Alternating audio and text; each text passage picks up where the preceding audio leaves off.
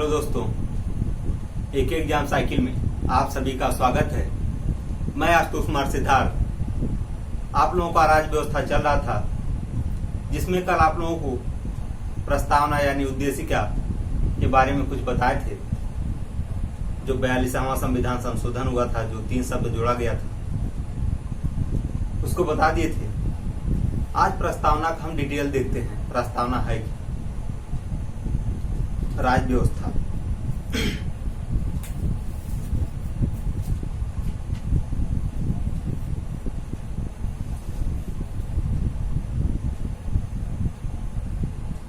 राज्य व्यवस्था आज का टॉपिक है हमारा प्रस्तावना यानी उद्देशिका।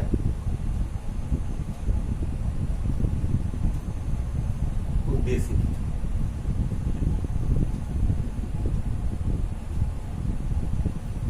यह वही उद्देशिका है जो भारतीय संविधान का तीसरी बैठक हुआ था 13 दिसंबर 1946 को, जिसमें जवाहरलाल नेहरू के द्वारा उद्देश्य प्रस्ताव रखा गया था। यह वही उद्देशिका है। इसमें कहा गया है, हम भारत के लोग, प्रस्तावना में कहा गया है, हम भारत के लोग यानी जनता, भारत की जनता, हम भारत के लोग भारत को एक संपूर्ण प्रभुत्व संपन्न समाजवादी पंथ निरपेक्ष लोकतांत्रिक गणराज्य बनाने के लिए तथा उसके समस्त नागरिकों को सामाजिक, आर्थिक और राजनैतिक न्याय, विचार और अभिव्यक्ति, विश्वास, धर्म और उपासना की स्वतंत्रता, प्रतिष्ठा और अवसर की समता प्राप्त कराने के लिए तथा इन सब में व्यक्ति की गरिमा और राष्ट्र की एकता और अखंडता को सुनिश्चित करने वाली बंधुता बढ़ाने के लिए दृढ़ संकल्प होकर अपनी संविधान सभा में दिनांक 26 नवंबर 1949 को एदत्त द्वारा इस संविधान को अंगीकृत, अधिनियमित और आत्मर्पित किया गया। इसको पहले लिख लेते हैं, इसके बाद हर पॉइंट को डिटेल से देखेंगे।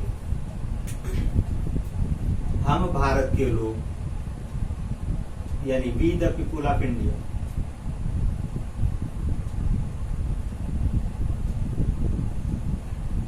हम भारत के लोग भारत को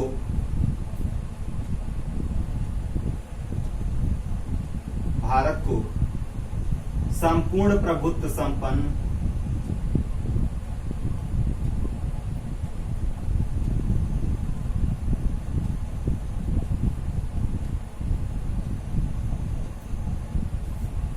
हम भारत के लोग भारत को संपूर्ण प्रभुत्व संपन्न समाजवादी पंथ निरपेक्षता समाजवादी पंथ निरपेक्षता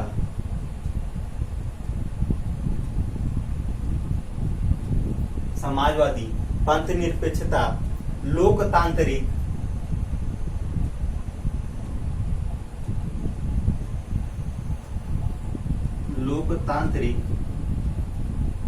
गणराज्य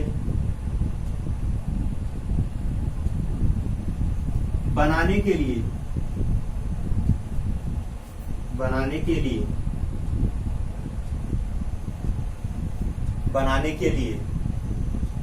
उसके समस्त नागरिकों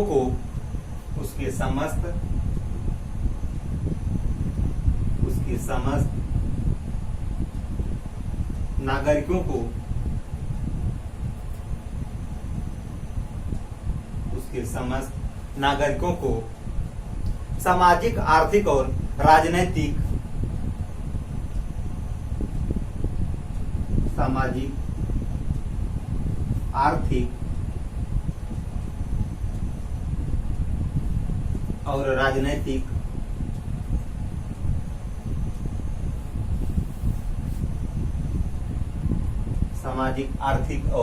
राजनैतिक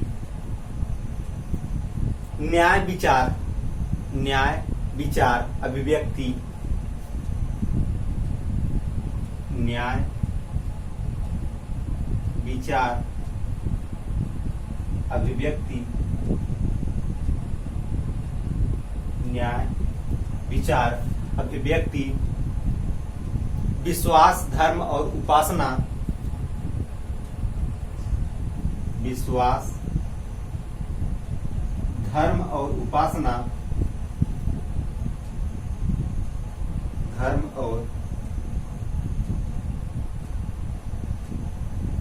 और उपासना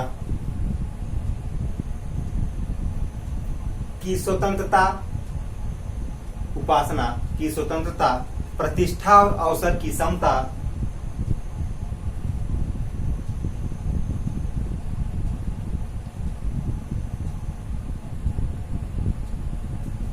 उपासना की स्वतंत्रता, प्रतिष्ठा और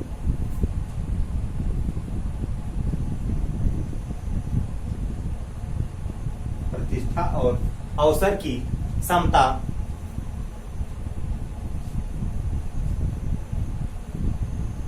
अवसर की समता प्राप्त कराने के लिए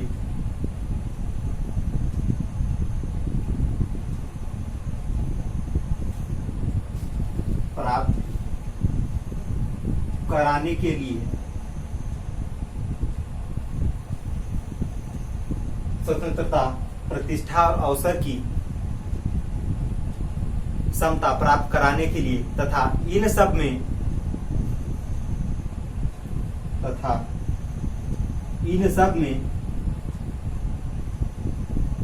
व्यक्ति की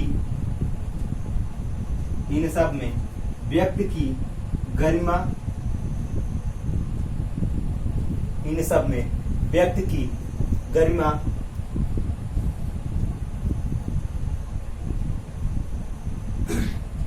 और राष्ट्र की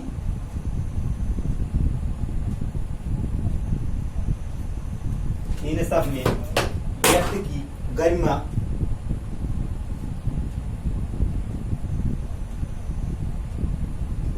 इन सब में व्यक्ति की गरिमा और राष्ट्र की एकता और अखंडता को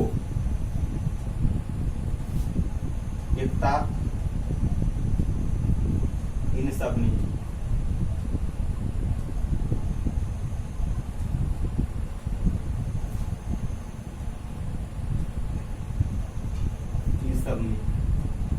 व्यक्ति की गरिमा और राष्ट्र की एकता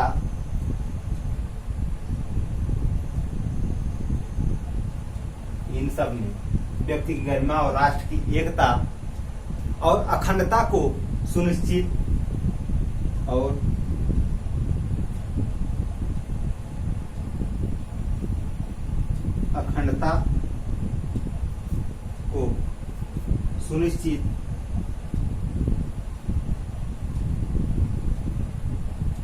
अखंडता को सुनिश्चित करने वाली बंधुता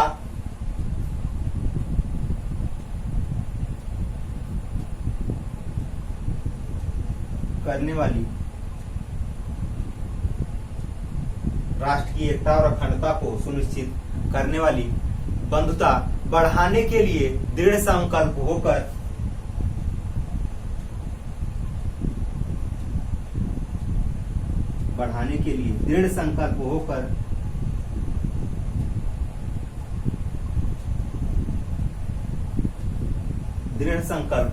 होकर अपनी संविधान सभा में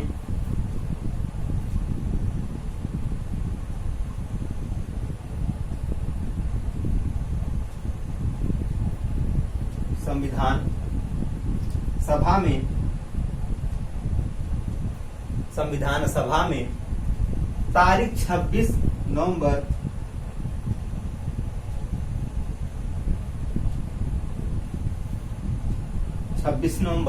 1949 को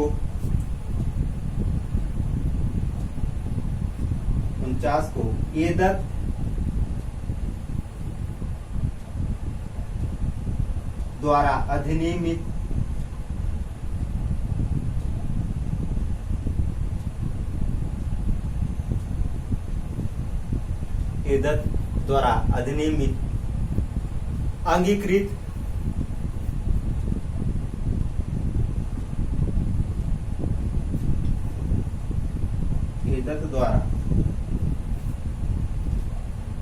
इस संविधान हिदत द्वारा इस संविधान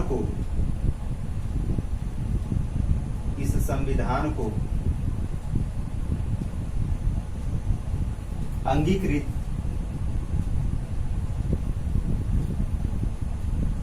और आत्मर्पित करते हैं।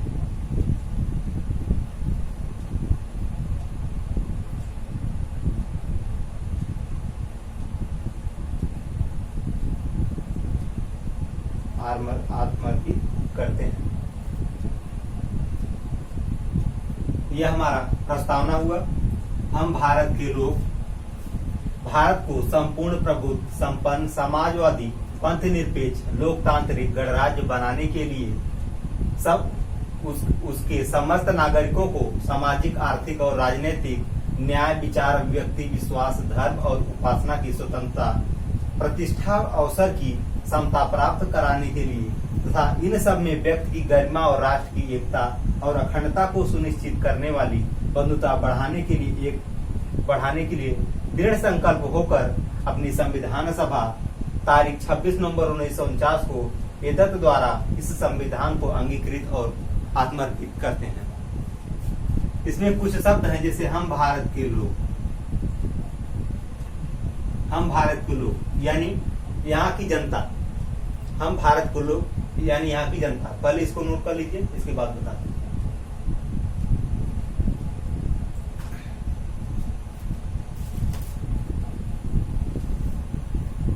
चलिए आगे चलिए, हो गया होगा।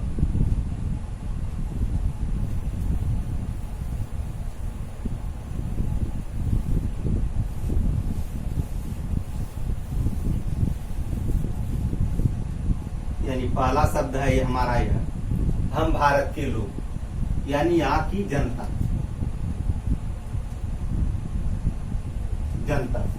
हम भारत के लोग यानी यहाँ की जनता। अब इसके बाद हमारा जो शब्द आया था संपूर्ण प्रभुत्व संपन्न। संपूर्ण प्रभुत्व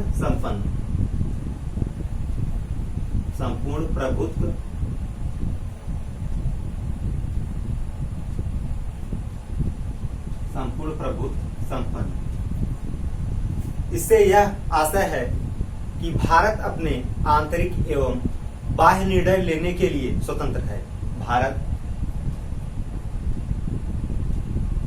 अपने आंतरिक एवं बाह्य निर्णय लेने के लिए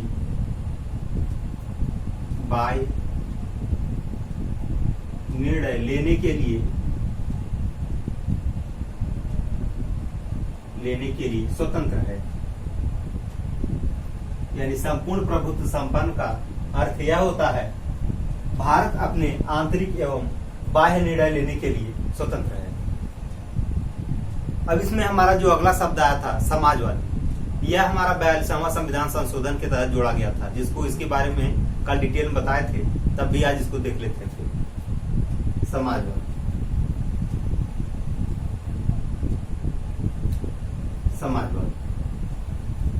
इससे यह आशय होता है जाति धर्म और अमीरी गरीबी से परे, यानी जाति धर्म और अमीरी गरीबी में भेदभाव न करें। जाति धर्म और अमीरी गरीबी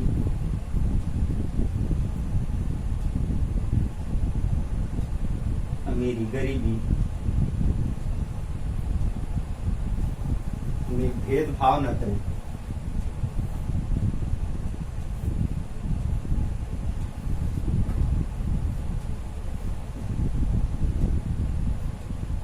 जाति धर्म और अमीरी गरीबी में भेदभाव न करें। अगला जो शब्द आता है हमारा पंथ निरपेक्षता। इससे यह आशय है कि राज्य का अपना कोई धर्म नहीं होगा, जो भी होगा यहाँ के जनता का होगा। पंथ निरपेक्षता।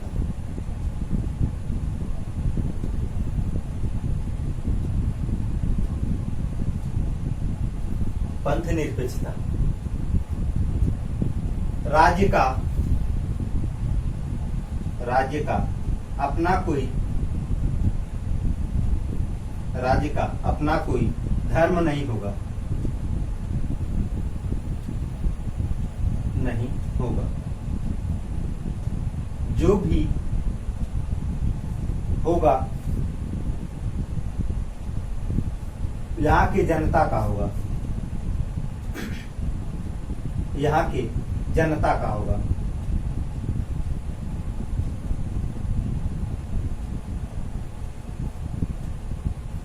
पंथ निरपेक्षता के बारे में भी कल डिटेल में बताए थे कि इसमें राज्य का कोई अपना धर्म नहीं होगा, जो भी होगा यहाँ पे जनता का होगा। इसमें यह भी बताए थे कि राज्य जो है किसी विशेष धर्म को प्रोत्साहित नहीं करेगा, यानी प्रोत्साहन नहीं देगा, किसी विशेष धर्म को बढ़ावा नहीं देगा। जो भी होगा सभी धर्म को बराबर रूप से देखा जाएगा।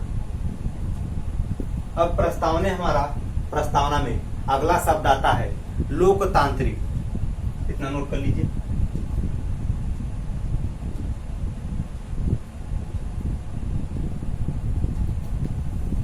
चलिए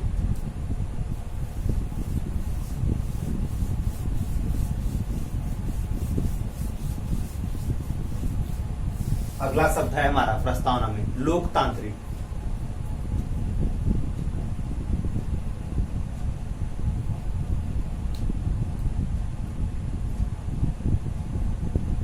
लोकतांत्रिक,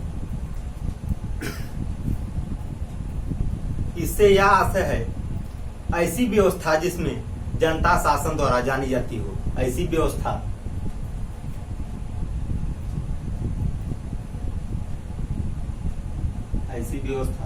जिसमें जनता शासन द्वारा जानी जाती हो।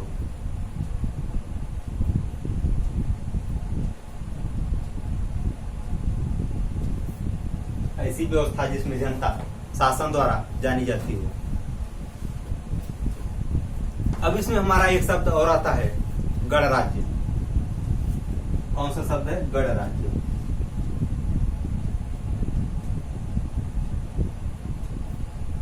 यह जो गणराज्य है, गणराज्य शब्द की उत्पत्ति फ्रांस देश से आई है। फ्रांस देश से इसको लिया गया था, गणराज्य शब्द की उत्पत्ति। इससे यह आशय है कि ऐसी व्यवस्था जो वंशानुगत नहीं हो, जो वंशानुगत नहीं हो। ऐसे पहले लिख लीजिए, यह फ्रांस देश से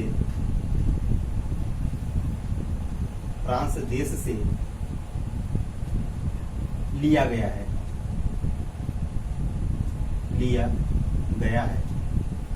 यह फ्रांस देश से लिया गया है। गणराज्य शब्द जो है फ्रांस देश से लिया गया है। इसमें ऐसी व्यवस्था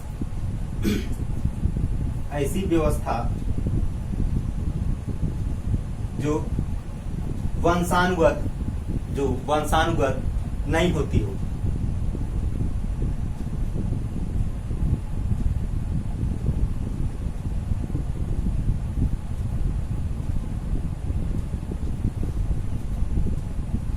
वंशानुगत नहीं होती। वंशानुगत यानी इसका ये अर्थ होता है कि जो पहले राजा महाराजा हुआ करते थे, एक राजा के मरने के बाद उसका बेटा या उसका भाई उस गद्दी को संभालता था। यानी इसमें अब ऐसा नहीं होगा। जो भी होगा यानी वंशानुगत जो भी होगा वह अगर नहीं है तो उस पर चुनाव कराया जाएगा। चुनाव कराने के बाद जो भी उस पद पे आएगा उसको चुना जाएगा। अब प्रस्तावना में जो तत्व हैं, प्रस्तावना में हमारा 4 तत्व हैं। शासन की अंतिम शक्ति पहला, दूसरा संविधान के उद्देश्य, तीसरा संविधान की प्रकृति क्या है, और संविधान की तिथि। इसको हम डिटेल से देखते हैं। पहले इतना नोट कर लीजिए।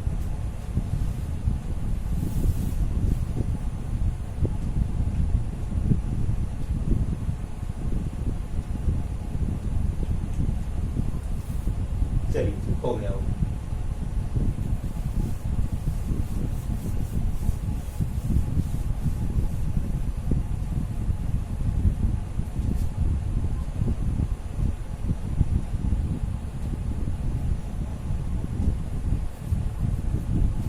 देखेंगे प्रस्तावना में तत्व।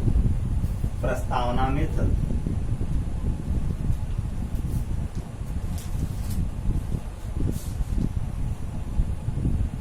प्रस्तावना में 4 तत्व।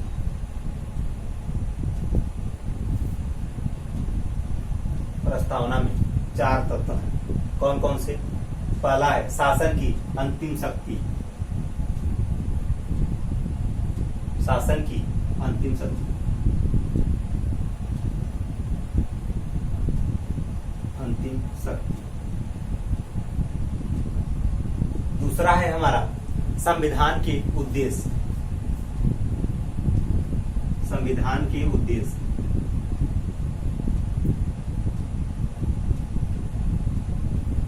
संविधान के उद्देश्य। तीसरा है हमारा संविधान की प्रकृति। इसका प्रकृति कैसी है? संविधान की प्रकृति।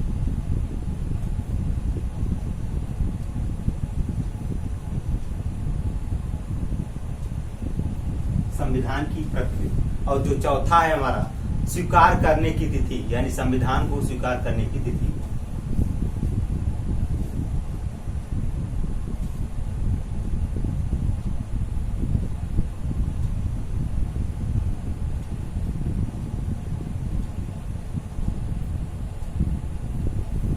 स्वीकार करने की तिथि। पहला है हमारा शासन की अंतिम शक्ति। हम लेते हैं पहले इसी को। पहला शासन की अंतिम शक्ति। शासन की हेडिंग बनाइएगा, शासन की अंतिम शक्ति। अंतिम शक्ति। इसमें एक क्वेश्चन ले लेते हैं पहले हम। क्वेश्चन यह है हमारा, भारतीय संविधान के द्वारा शासन की अंतिम शक्ति प्रदान की गई है। भारतीय संविधान द्वारा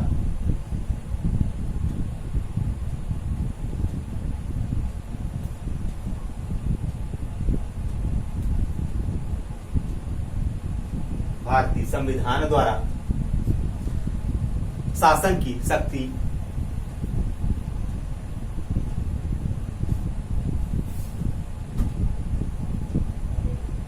शासन की शक्ति प्रदान की गई है।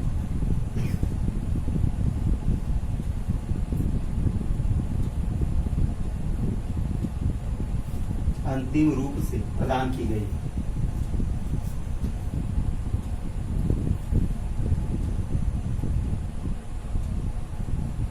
प्रदान की गई। भारतीय संविधान के द्वारा शासन की अंतिम शक्ति, संविधान, भारतीय संविधान के द्वारा शासन की अंतिम शक्ति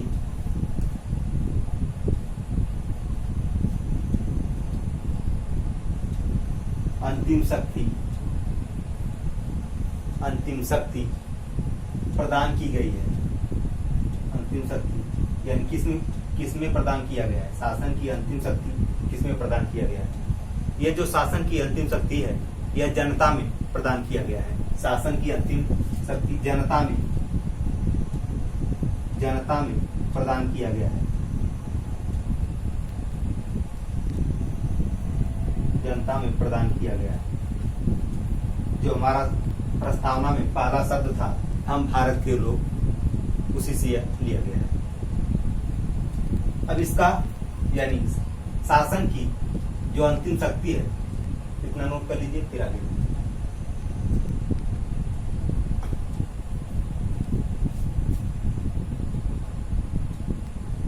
चलिए, हो गया होगा।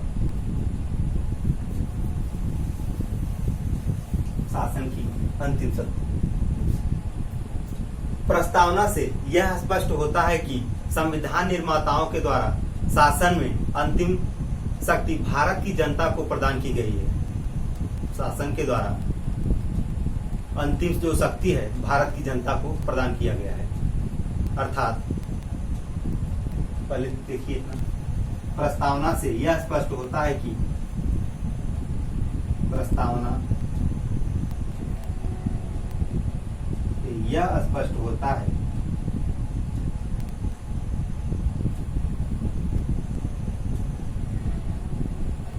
यह स्पष्ट होता है कि संविधान निर्माताओं के द्वारा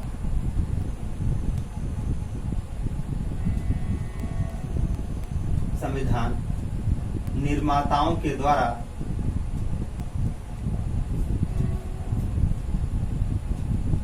संविधान निर्माताओं के द्वारा शासन की अंतिम शक्ति शासन की अंतिम शक्ति प्रस्तावना से यह स्पष्ट होता है कि संविधान निर्माताओं के द्वारा शासन की अंतिम शक्ति जनता को प्रदान की गई है। जनता को प्रदान की गई है।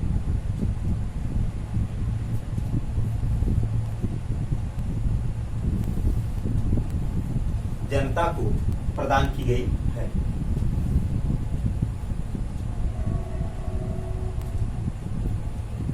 अर्थात सामंत शक्तियों का अंतिम स्रोत जो है भारत की जनता का है।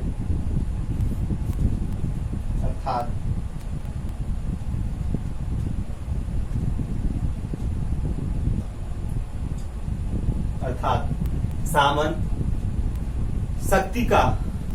शक्तियों के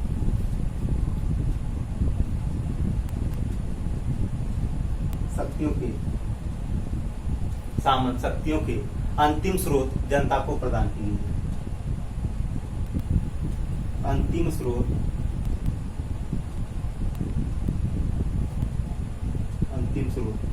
जनता को प्रदान की गई है। जनता को प्रदान की गई है। यानी शासन की जो अंतिम शक्ति है, इससे यह स्पष्ट होता है कि संविधान निर्माताओं के द्वारा शासन की अंतिम शक्ति जनता को प्रदान की गई है। अर्थात सामंत शक्तियों के अंतिम स्रोत जनता को प्रदान की गई है। सामंत शक्तियों का अंतिम जो स्रोत है भारत की जनता को प्रदान की गई है। भारत की जनता को प्रदान की गई है। स्रोत भारत की जनता को प्रदान की गई है। जनता को प्रदान की गई है। पहला हमारा शासन की अंतिम शक्ति कंप्लीट हुआ। अब अगला जो है हमारा दूसरा नंबर, संविधान के उद्देश्य। इसका उद्देश्य क्या है? इसमें दो उद्देश्य हैं। संविधान में दो उद्देश्य हैं। पहले इतना नोट कर लीजिए।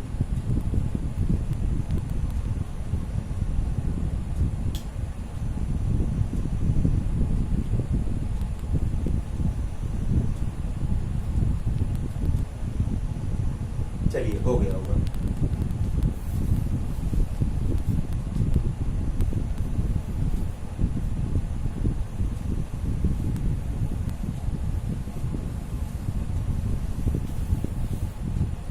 अगला जो हेडिंग हुआ हमारा दूसरा, संविधान के उद्देश्य।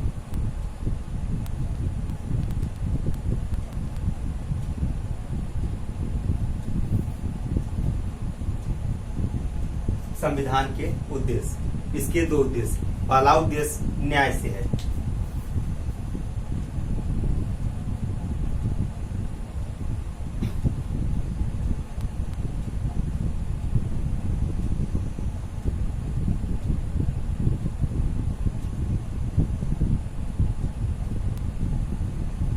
न्याय से है। पहला जो उद्देश्य है हमारा न्याय से है। इसमें जो न्याय है हमारा तीन न्याय है। कौन कौन सा? सामाजिक, आर्थिक और राजनीतिक। न्याय हमारा तीन रूप से प्रस्तावना। सामाजिक, आर्थिक और राजनीतिक।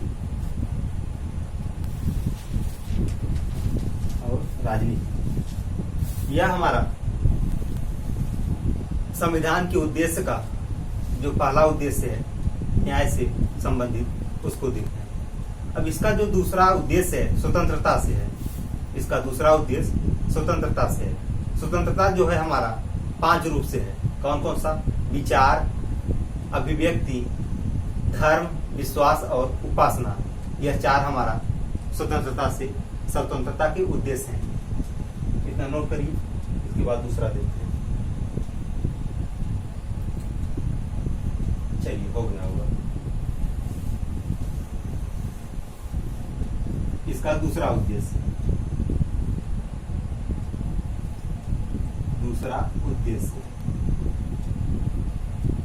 किससे संबंधित है? स्वतंत्रता से। स्वतंत्रता हमारा 5 प्रकार का है। स्वतंत्रता हमारा 5 प्रकार। कौन कौन? विचार,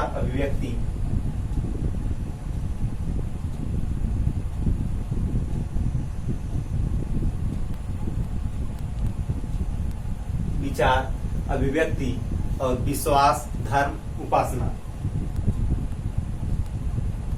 विश्वास,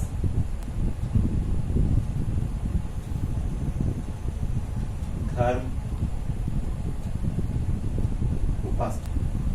यह हमारा संविधान के उद्देश्य का 5 जो उद्देश्य हैं उसको देखें। यह हमारा स्वतंत्रता के उद्देश्य है हमारे। कौन कौन सा? विचार, अभिव्यक्ति, विश्वास, धर्म और उपासना। अब इसमें जो अगला हमारा शब्द आता था प्रस्तावना में, समता। समता भी 2 प्रकार की होती है। कौन कौन सा? अवसर की समता और प्रतिष्ठा और अवसर। देख लेते हैं उसको भी। इतना नोट कर लीजिए। चलिए,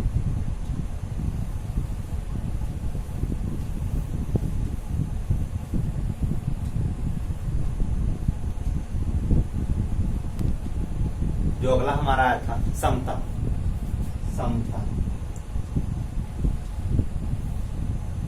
समता भी हमारा 2 प्रकार का है, प्रतिष्ठा और अवसर। अवसर की समता और प्रतिष्ठा। अब इसमें हमारा जो प्रस्तावना है, एक बंधुत्व शब्द भी आया था। यानी बंधुत्व शब्द का यह अर्थ है भाईचारे से। इसका अर्थ है भाईचारे की प्राप्ति से। बंधुत्व।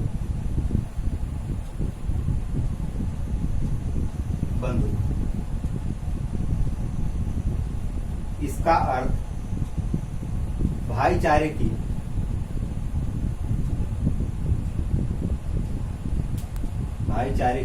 प्राप्ति से है। भाईचारे की प्राप्ति से। प्रस्तावना में जितने भी शब्द हैं, हर शब्द का निचोड़ निकालेंगे। बंधुत्व हो गया। अब इसके बाद हमारा जो अगला है, कौन सा है? संविधान की प्रकृति। संविधान की प्रकृति के बारे में हम देखेंगे। नोट कर लीजिए। चलिए, हो गया होगा।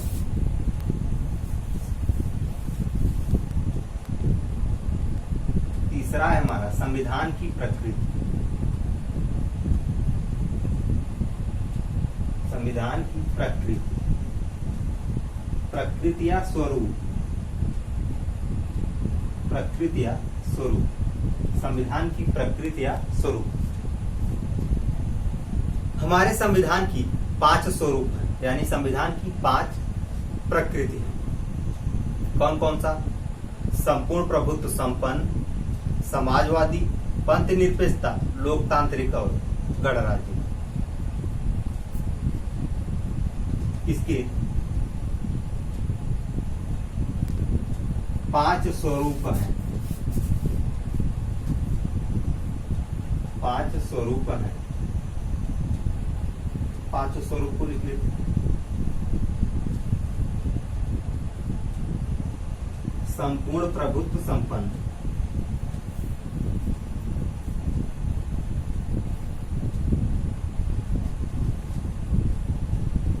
संपूर्ण प्रभुत्व संपन्न। दूसरा है हमारा समाजवादी।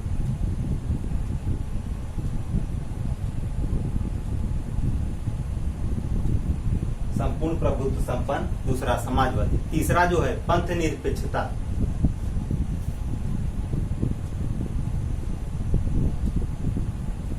पंथ निरपेक्षता 3 हो गया।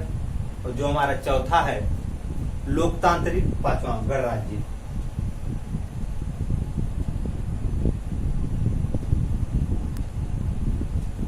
यह गणराज्य। लोकतांत्रिक भी 2 प्रकार का है हमारा, एक प्रत्यक्ष लोकतांत्रिक, एक अप्रत्यक्ष लोकतांत्रिक। इतना नोट करिए।